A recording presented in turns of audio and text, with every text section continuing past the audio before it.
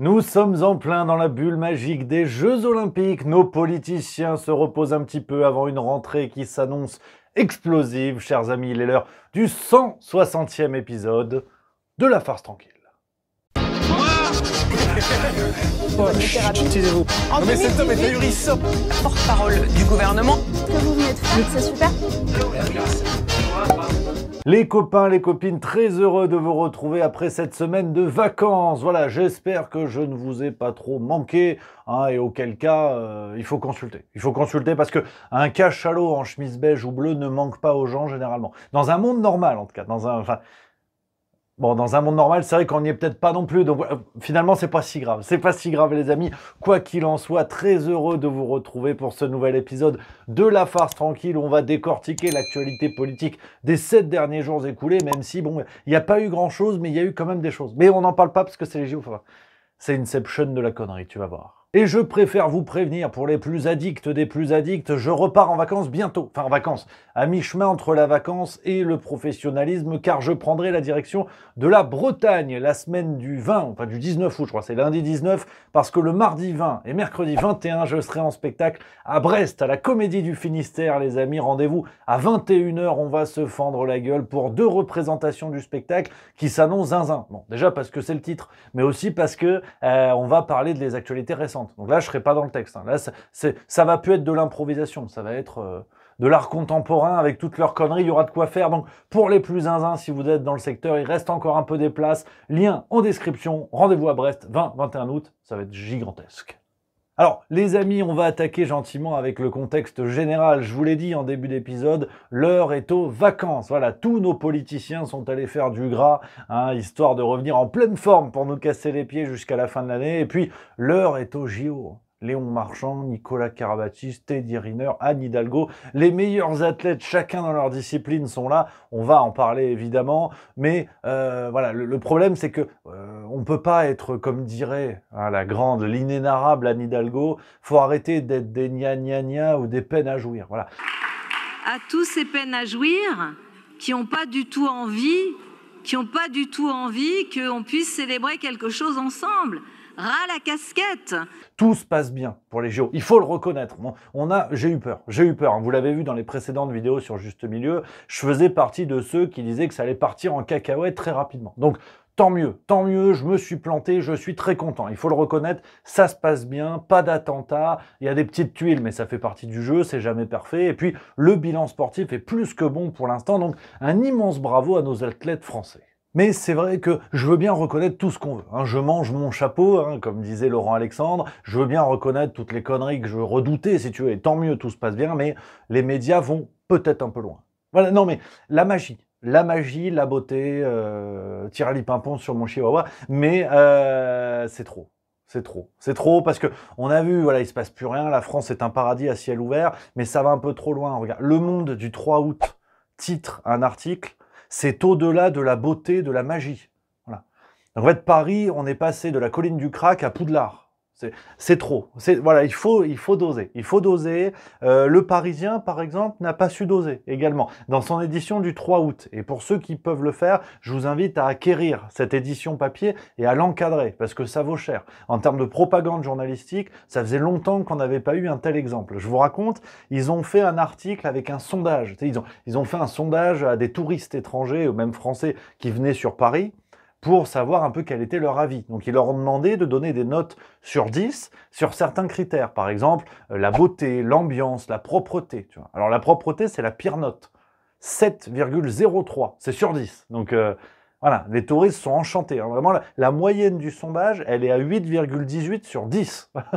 Donc c'est bien. Vraiment, Paris, c'est devenu une pissotière en Suisse. Il n'y a pas une trace, c'est impeccable. Alors, c'est vrai qu'on a dégagé tous les clodos. Il y a 250 000 membres des forces de l'ordre, 400 000 éboueurs, 200 000 employés de la RATP. Bon, on a mis les moyens. Voilà, donc c'était pas le cas avant, ce sera pas le cas après, mais la bulle est là. À ce détail près, concernant le sondage du Parisien, qui occupe toute une page, vous avez vu, c'est grand, faut lire la petite ligne qui est en dessous de leur sondage.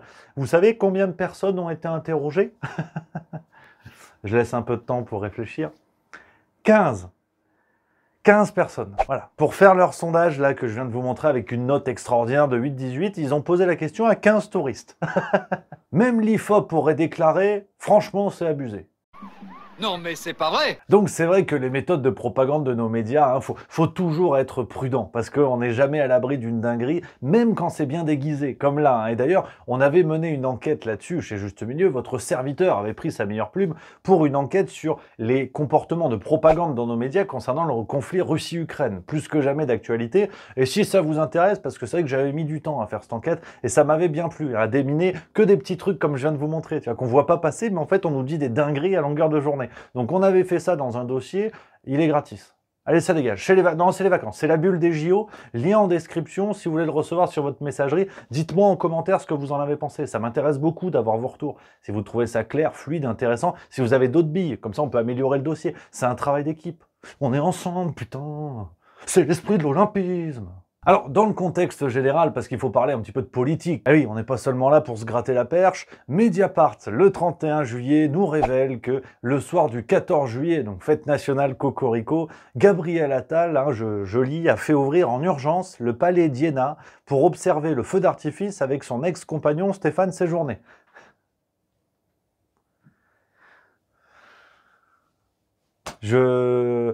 Non seulement j'ai pas de blague, mais en plus j'ai quand même l'impression qu'on nous prend pour des truffes. Parce que rappelez-vous, hein, quand Gabriel Attal a fait son gouvernement, qu'il a nommé Stéphane Séjourné aux affaires européennes, aux affaires étrangères, on nous a dit non, mais c'est bon, ils sont plus ensemble. Vous la voyez venir, la connerie? Voilà, quand on nous a dit ça juste pour nous rassurer, un sombre gueux que nous sommes, en disant non, vous inquiétez pas, tout le monde a bien rangé sa braguette, ça va, ils ont plus rien à voir. Mais ça va voir les feux d'artifice ensemble. Voilà, donc je veux pas insister lourdement là-dessus, mais pour s'éviter un scandale de nomination de son mec, Gabriel Attal aurait-il demandé aux médias de faire en sorte, de faire croire aux gens qu'ils étaient plus ensemble alors que ça va voir des feux d'artifice en catimini? Moi. Quelles sont vos sources?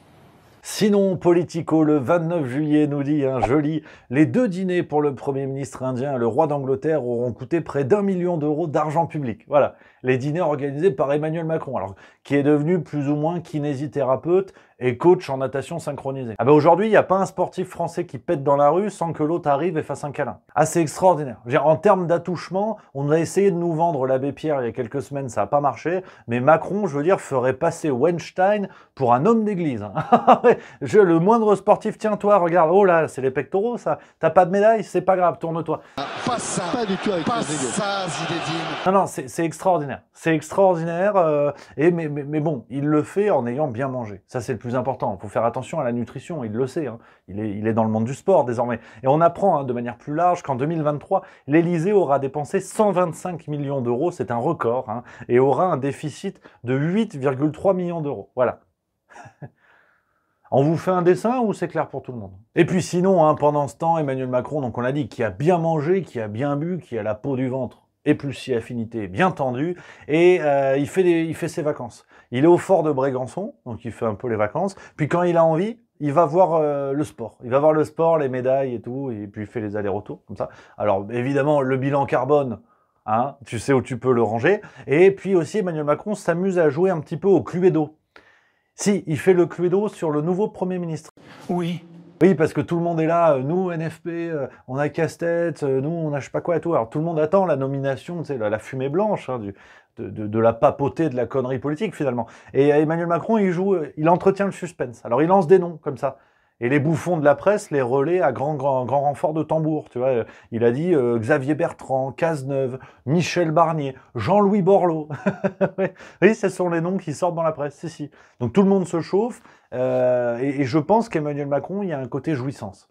Non, je peux pas croire que ce soit sérieux. Il nous sort des noms qui sont de moins en moins crédibles. Xavier Bertrand. Le prochain nom qu'Emmanuel Macron va annoncer, c'est un four à micro-ondes à ce rythme-là. Donc non, je pense que Macron se fout de la gueule de tout le monde, et puis on va arriver d'ici plusieurs semaines avec un Premier ministre sorti du chapeau, peut-être même inconnu au bataillon, et puis il nous aura montré qu'une fois de plus, il a joué avec les nerfs de tout le monde. Enfin bref, maintenant on connaît. Sinon, dans l'actualité parti par parti, on a La République En Marche avec la secte qui rentre petit à petit de vacances. Et la première, c'est Rachida Dati. Voilà, Rachida Dati sur CNews le 5 juillet. Elle nous dit finalement le vrai champion des JO. Et si c'était pas Macron? Et cette moisson de médailles, on la doit à cet engagement et cette volonté du président de la République pour que la performance, pour que le haut niveau, au niveau sportif, soit évidemment récompensé. Du côté d'Horizon, on a Fantomas, j'ai nommé Édouard Philippe, qui se prépare à tout. Vraiment à tout, vraiment à tout.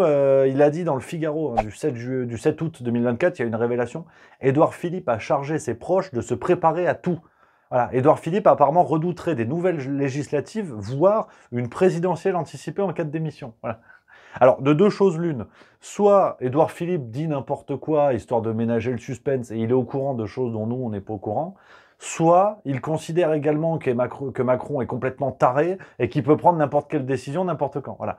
Je ne sais pas quelle est l'option, dites-moi en commentaire ce que vous en pensez. Du côté du nouveau Front Populaire, l'hypothèse Castex est toujours sur la table, hein, vous le savez, ils font que la brandir. Hein. Il faut la nommer, il faut la nommer. Il n'y a aucune raison, mais il faut la nommer. Et d'ailleurs, bon, bah voilà, ils sont obligés de... parce que le problème, petite parenthèse, mais eux, ils te disent Castex, Lucie Castex, Lucie Castex, Lucie Castex. Sauf que personne ne sait qui c'est. Non, ils veulent l'imposer, mais même du côté de la gauche, extrême gauche, ils disent mais c'est qui en fait? C'est une ex-Spice Girl, c'est voilà, personne ne la connaît, donc ils essaient de la présenter, parce qu'en plus elle a un profil qui est pas de gauche. Et non, énarque, directrice des finances à la mairie de Paris, t'es quand même plutôt loin du marteau et de la faucille, tu vois.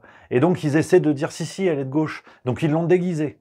S'ils lui ont fait visiter, bien accompagné de Olivier Faure et Marine Tondelier, ils sont allés visiter l'usine Duralex, parce que maintenant les dirigeants de gauche, pour que les gens soient sûrs qu'ils sont de gauche, ils mettent un bleu de travail. Après, bon, tout le reste du mois, ils roulent à plusieurs milliers d'euros, ça voilà. Mais ils mettent un bleu de travail pour dire, vous avez vu? Là, ils ont touché un marteau.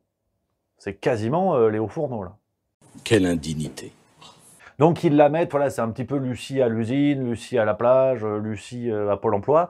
Et le problème, voilà, ça, c'est le canard enchaîné qui a révélé le 7 août. Alors, ça m'embête, hein, ça m'embête comme vous, mais il y a déjà des petites tuiles. Parce qu'au-delà du fait que tout le monde s'en fout hein, de ces déplacements, Lucie, en vacances, le problème, c'est que ces vacances sont payées par le nouveau Front Populaire. Et oui, c'est le canard enchaîné qui a révélé ça, et d'ailleurs, c'est Lucie Castex qui l'a dit elle-même, hein, c'est le nouveau Front Populaire qui lui paye ses transports pendant ses petits voyages de mise en scène ouvrière. Ouais.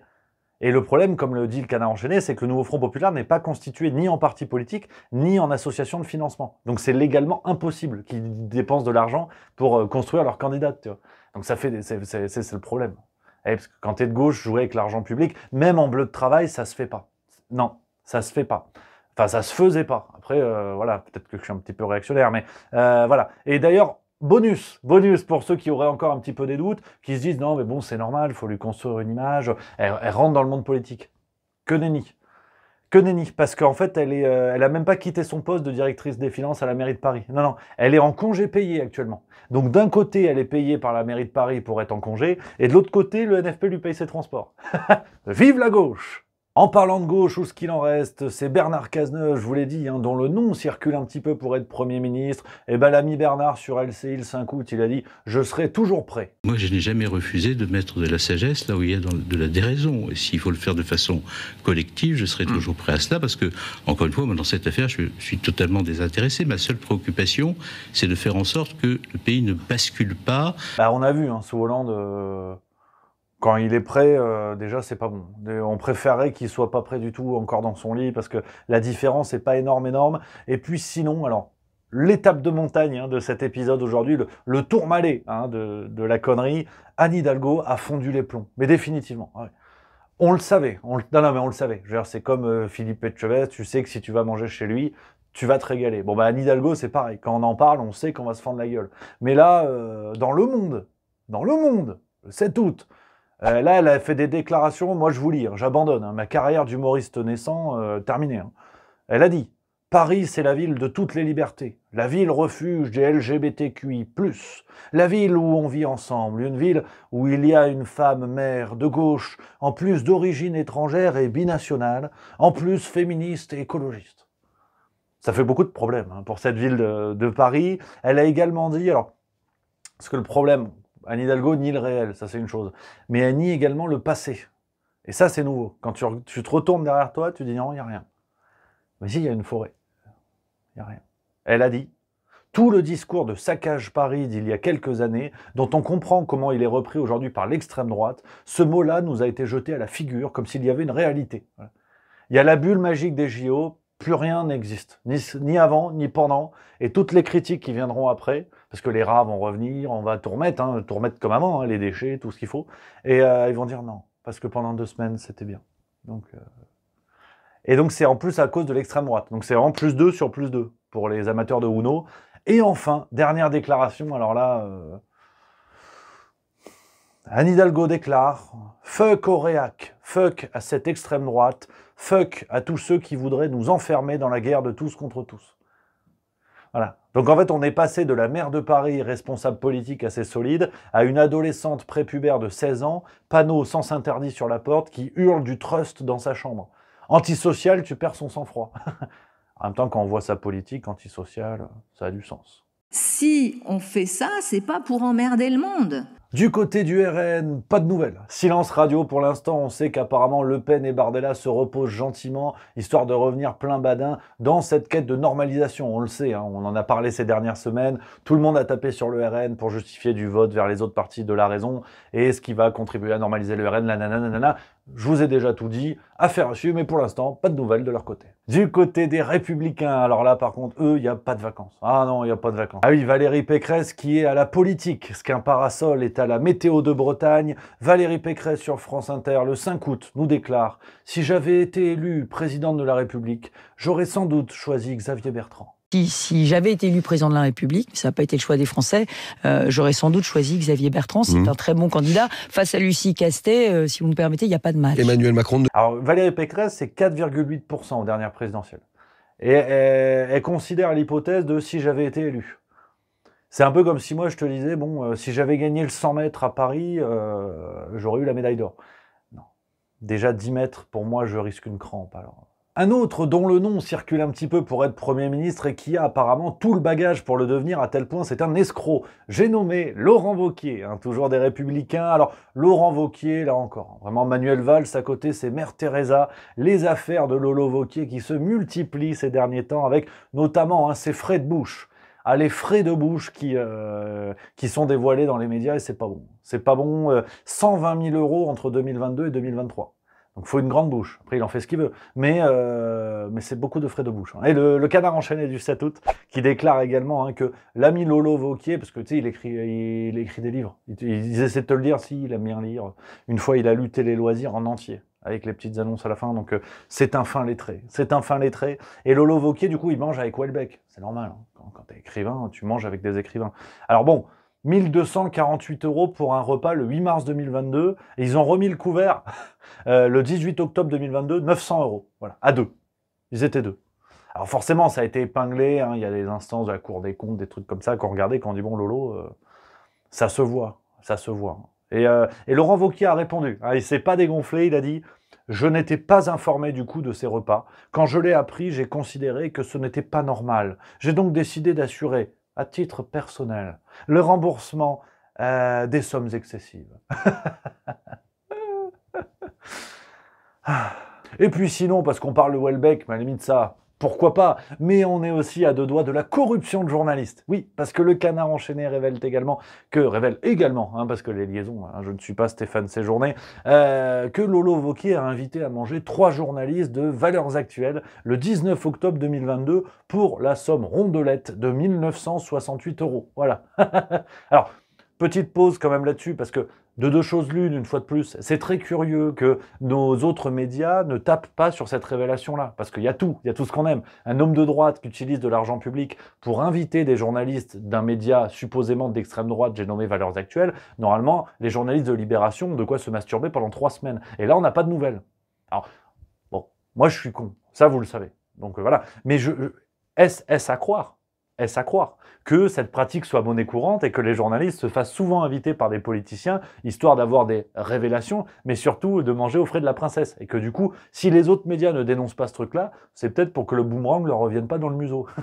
Je sais pas, je demande. Oui, d'abord j'ai admiré vos pudeurs de gazelle, Donc voilà les amis, on arrive à la fin de cet épisode de vacances. Vous l'aurez deviné, on a quelques petites choses, mais on souffle un petit peu après ces 2 mois complètement dingues, hein, depuis les européennes 2024 jusqu'à aujourd'hui quasiment. Donc on souffle un petit peu, à mon avis ce sera pareil la semaine prochaine et on va se retrouver plein badin à partir de la mi-août pour revenir à fond dans l'actualité politique, l'actualité de tout ça. Voilà les amis, c'est le calme avant la tempête, donc direction la rentrée politique et à mon avis on aura du grain à moudre. En attendant les amis, prenez soin de vous, surtout gardez la banane ceux qui sont en vacances, dites en commentaire dans quel coin vous êtes, voilà c'est le plus important. S'il y en a qui sont pas loin de Brest, parce que je vais venir, si vous avez des bonnes adresses, vous m'écrivez, il y a mon adresse mail qui s'affiche. Donc vous me dites les brasseries, les restaurants, les charcuteries. Non, les musées, on s'en branle, mais les trucs bien, vous me dites. Voilà, et aussi je vous donne rendez-vous pour le spectacle, je vous l'ai dit, le 20 et 21 août, ça maintenant, vous le savez. Donc rendez-vous la semaine prochaine, les amis, pour le prochain épisode de La Farce Tranquille. En attendant, vous pouvez découvrir les épisodes et les vidéos déjà sorties sur la chaîne, et vous pouvez également vous abonner. Et moi, je vous embrasse, à très bientôt.